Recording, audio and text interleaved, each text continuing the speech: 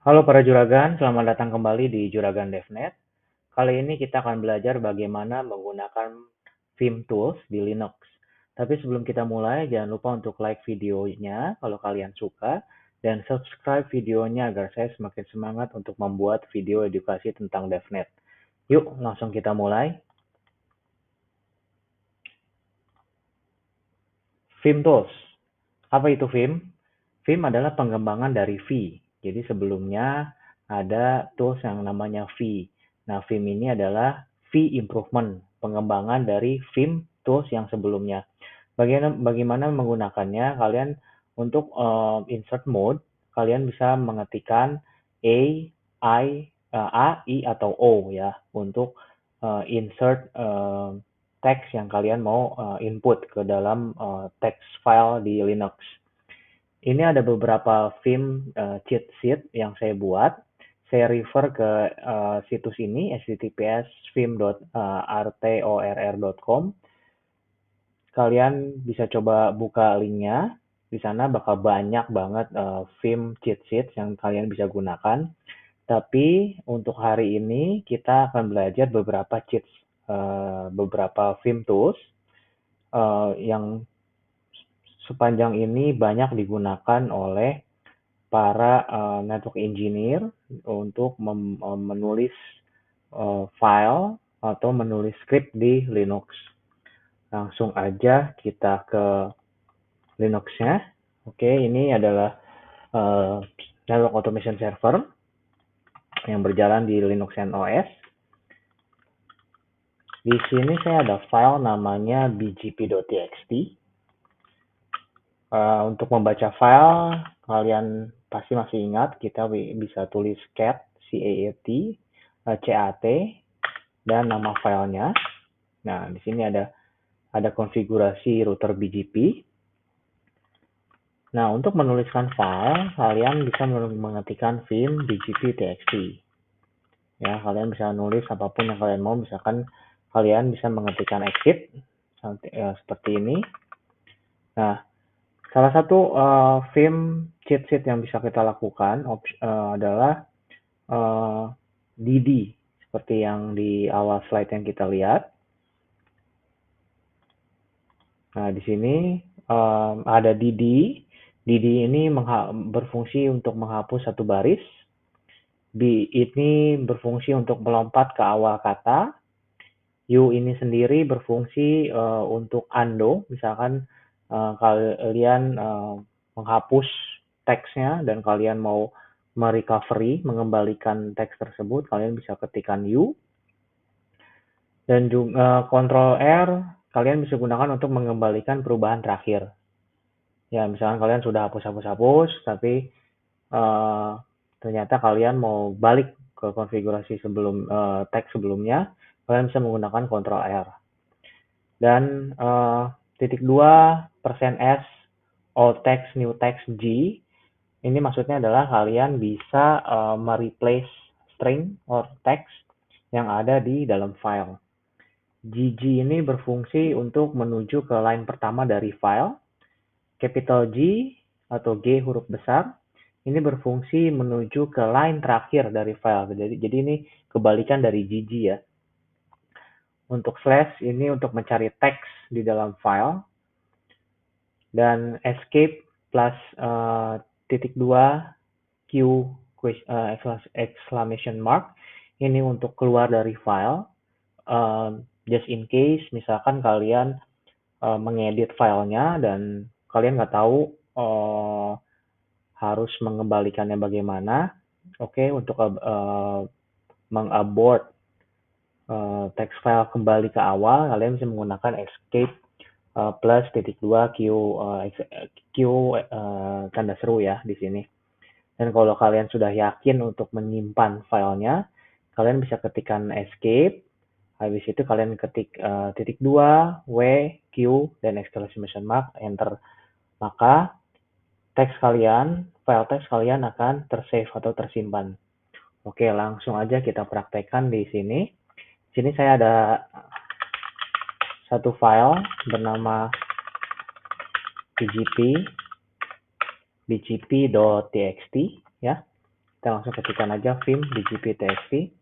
Yang pertama, kalau kalian mau menghapus satu baris, kalian bisa menggunakan dd.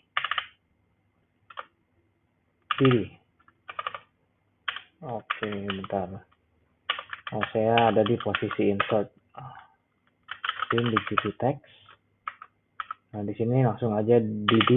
Nah, ini akan terhapus ya teman-teman. Nah, satu baris akan terhapus. Nah, untuk mengembalikannya kalian bisa ketikkan u.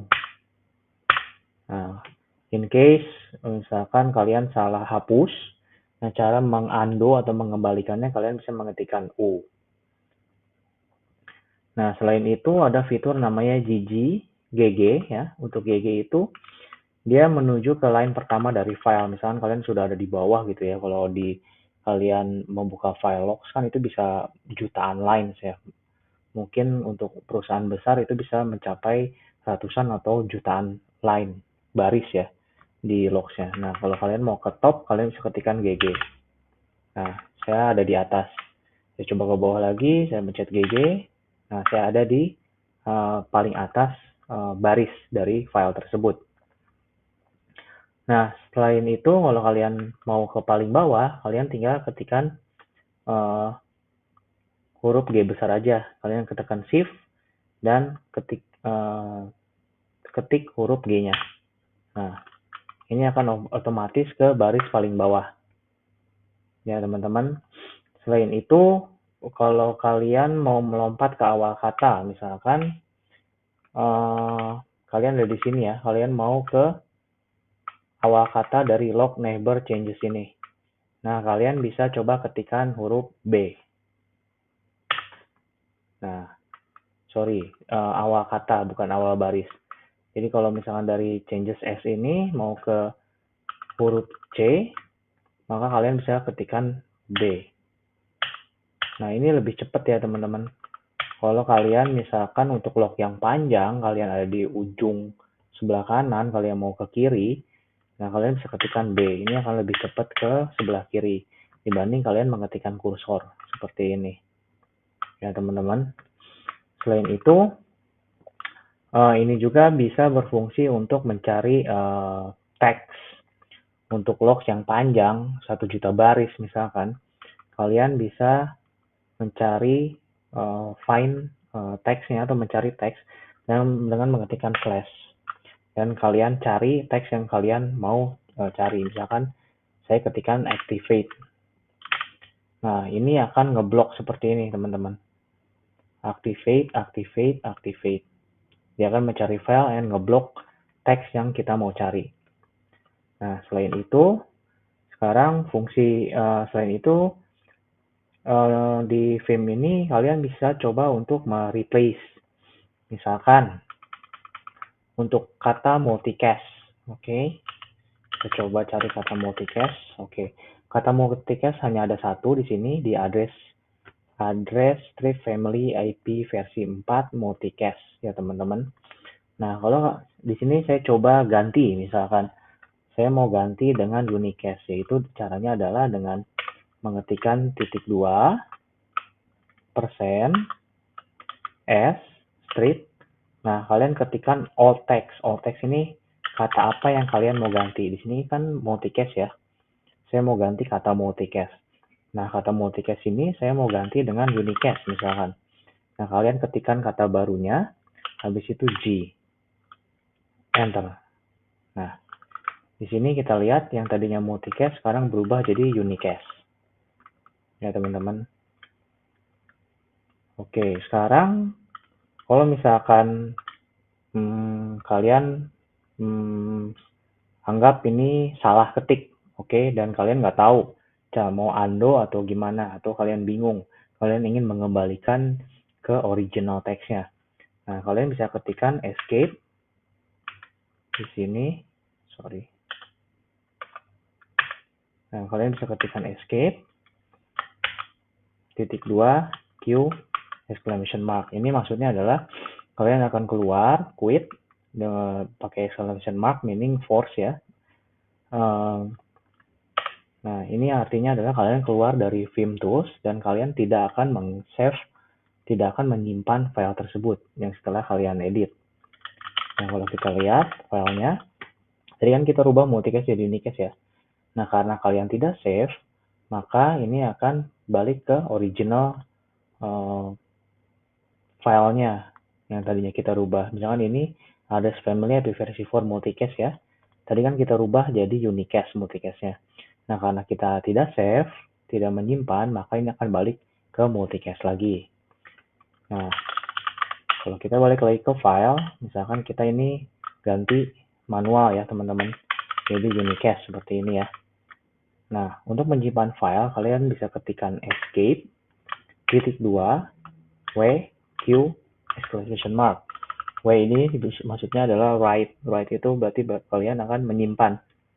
Ya teman-teman, kalian tidak enter aja. Nah, sekarang kita coba cat lagi, pgp.txt, enter, pgp.txt, ya. Kita lihat, multicast yang kita ganti ke unicast sekarang sudah tersimpan. Sudah kita save teksnya. Nah, sekarang saat ditampilkan, sudah tidak ada multicast. Jadi sekarang yang ditampilkan ada unicast. Oke, sekarang kita balik ke slide-nya. Ya, untuk Vim Tools itu ada beberapa cheat sheet yang kita sering gunakan untuk mengedit file. Selanjutnya ada input dan output di Linux. Nah, di sini ada 3 tipe. Ini adalah tipe-tipe input dan output dan error di Linux. Yang pertama adalah stdin. Stdin ini fungsinya adalah mengcopy data dan menghapus teks sebelumnya yang ada di file tersebut. Atau bisa juga menambahkan teks yang ada di file 1 ke file 2 tanpa menghapus teks yang sebelumnya sudah ada di file 2. Nah, stdout yaitu adalah berfungsi menampilkan value dari input yang dimasukkan dan hasilnya disimpan di stdout stream. Nah, stdr ini berfungsi menampilkan error dari komen yang kita jalankan dan hasilnya itu disimpan juga di data stream. Nah, kita langsung aja ke Linux-nya. Nah, yang pertama adalah stdin. Ya, fungsinya adalah mengcopy data. Nah, stdin ini ada 2 teman-teman. Salah satunya adalah seperti ini. Misalkan saya mau memasukkan, misalkan saya ada 2 file ya teman-teman. File 1.txt dan file 2.txt. Di file 1.txt, di file 1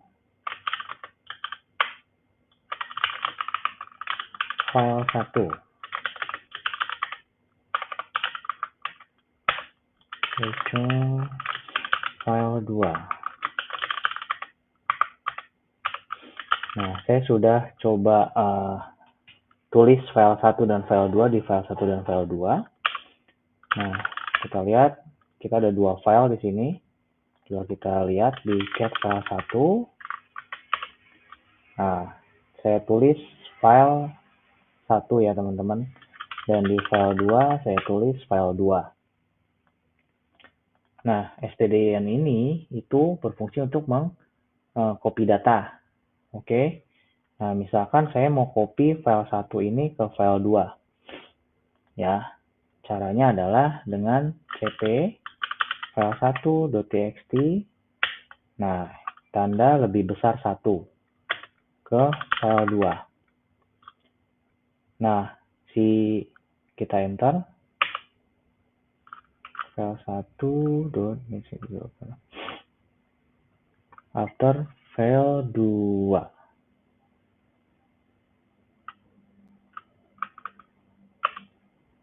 Missing destination cp help.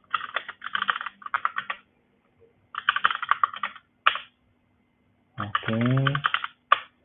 Kita coba cat file 2. Cat file 2-nya berubah ya teman-teman jadi file 1. Nah, sebenarnya ini untuk memasukkan input sih teman-teman. Misalkan saya mau tulis file 2 ya. ke file 2.txt seperti ini. Nah, ini akan mengcopy, mengisi, atau menulis file 2 ke file 2.txt. Nah, kalau saya lihat file 2.txt, nah isinya adalah file 2. Nah, bagaimana kalau misalkan saya tulis file 3, oke, ke file 2.txt. Kita lihat hasilnya.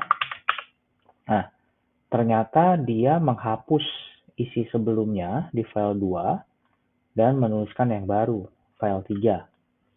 Nah, fungsi dari lebih besar ini adalah dia akan men-override atau menghapus yang lama dan memasukkan yang baru. Dia akan hapus data file lamanya yaitu file 2 dan menghapuskan file 3. Nah, ada lagi yang namanya lebih besar file 2.txt. Nah, kalau lebih besar ini, 2 buah, ini maksudnya adalah append, menambahkan. Jadi saat saya menulis file 4, menginput file 4, menulis file 4 ke file 2.txt, maka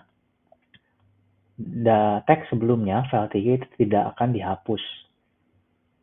Jadi ini akan menambahkan teks baru yaitu file 4. Itu adalah stdin. Nah, sekarang stdout. Oke, stdout. stdout itu menampilkan value dari input yang dimasukkan dan hasilnya disimpan di stdout stream. Maksudnya apa? Misalkan kita punya script, script.bash file. Nah, di dalam script ini kita harus mendefinisi dulu bahwa ini adalah bash file. Oke. Di sini saya ada hostname. Saya masukkan input di sini, teman-teman. Inputnya adalah ID JKT WR01 misalkan. Nah, di sini saya akan tampilkan. Nah, kalau kita lihat scriptnya, saya ada input. Jadi kita masukkan input dan kalian mau tampilkan. Ini adalah stdout. Menampilkan input yang kita masukkan. Yaitu caranya adalah dengan pertama kita harus mengubah permission script bash ini agar bisa dieksekusi.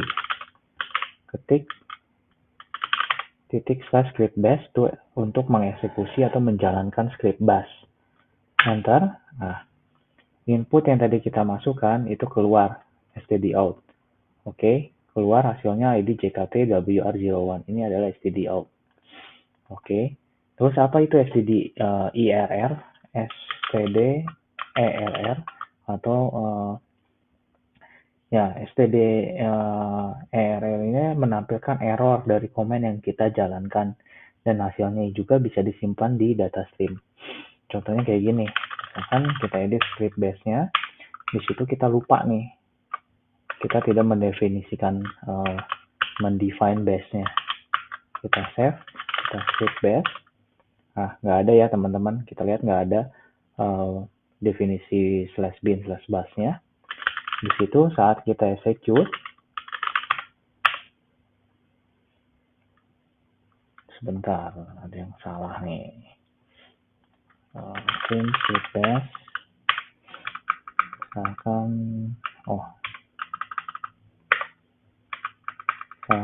lupa, misalkan gini.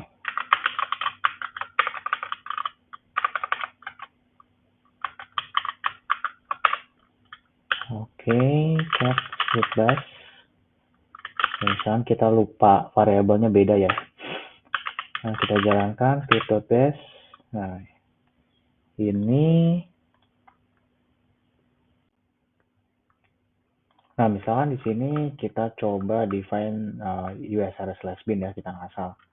Di situ kita save script.bash, enter. Nah, di sini komen yang kita mau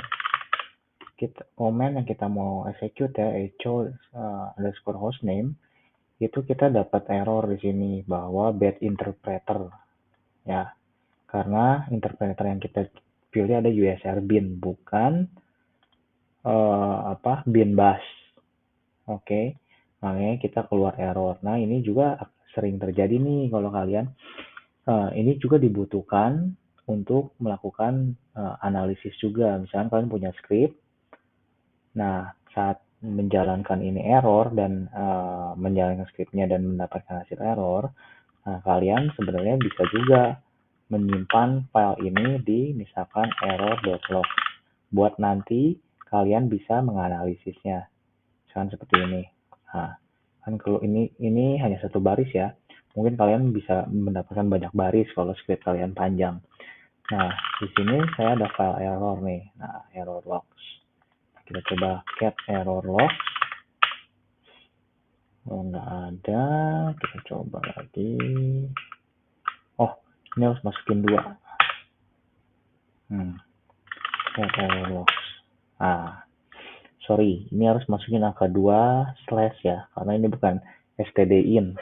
Kita harus masukkan angka 2. Ini menandakan bahwa error yang ada di dalam script bash ini itu akan di copy atau disimpan di error logs. Saat kita buka cat error logs, nah kita dapat nih errornya. Ini karena ini scriptnya hanya contoh, maka mungkin hanya satu baris. Tapi kalau script kalian panjang, mungkin kalian bisa punya banyak error juga seperti itu. Nah, itulah fungsi dari std error atau std error ya teman-teman. Nah, sekian untuk video hari ini. Kita udah belajar Vim Tools dan juga kita sudah belajar input dan output serta error yang ada std error yang ada di Linux.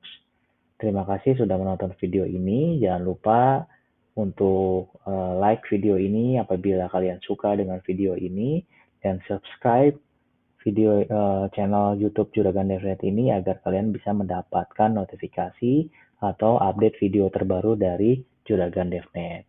Terima kasih.